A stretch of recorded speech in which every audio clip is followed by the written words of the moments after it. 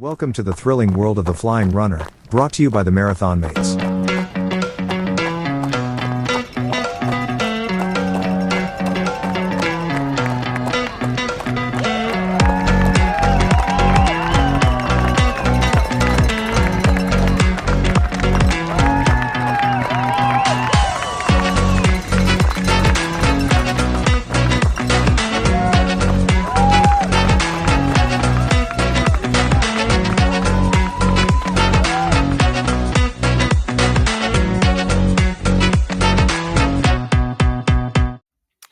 Hey there, it's Tony here from The Flying Runner, and welcome to Out and Back. Out and Back is your turnaround point for the weekly running journey. Now, today I finally grabbed some mileage. It felt so long since I had a long run.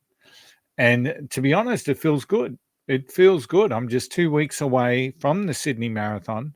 And while we are treating Sydney as a bit of a training run, I'd like to go to the starting line with just a little bit of confidence. So today was a bit of a confidence booster. I ran 19 kilometers. I've also then been able to mow the yard and work in the yard, so which has been a real benefit. And I think I can put that down to I actually feel really good. My legs are not sore, and so I'm putting that down because to the fact that I cooled down. I had the opportunity to cool down, which is always so important. And cooling down after a run, no matter what length of run, is important. And it's essential for recovery. And it aids injury prevention. And here are 3 things to consider if you are struggling to recover after a run and maybe look at your cool down. So here are 3 things that I would recommend that you look at doing. One is don't just stop your run and stop.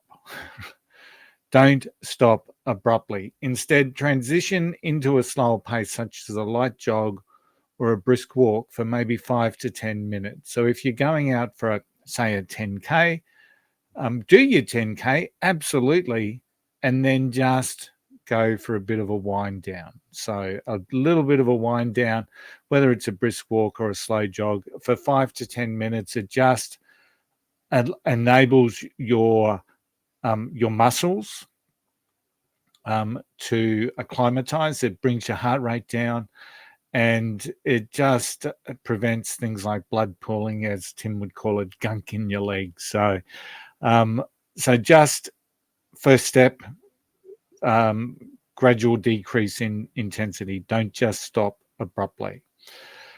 Secondly, I'd recommend some stretching of your major muscle groups. So once your heart rate has come down, spend probably 5 to 10 minutes. Now, this is, of course, dependent on your lifestyle. Absolutely. These are just recommendations.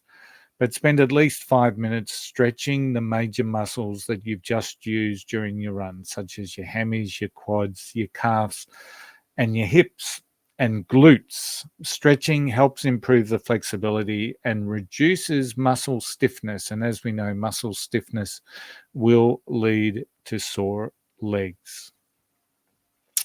It also aids our faster recovery by promoting better circulation.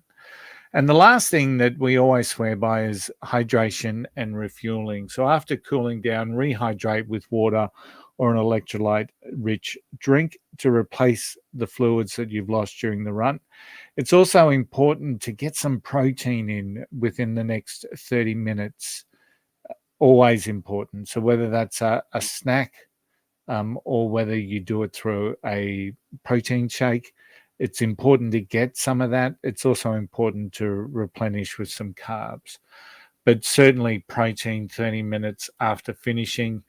And once again, this is just going to help replenish some of the stores or the depletion of stores that you've had during your run, and helps in repairing muscles. So there are your 3 tips for how to cool down after your run: your gradual decrease in intensity, stretch your major muscle groups, and don't forget to hydrate and refuel.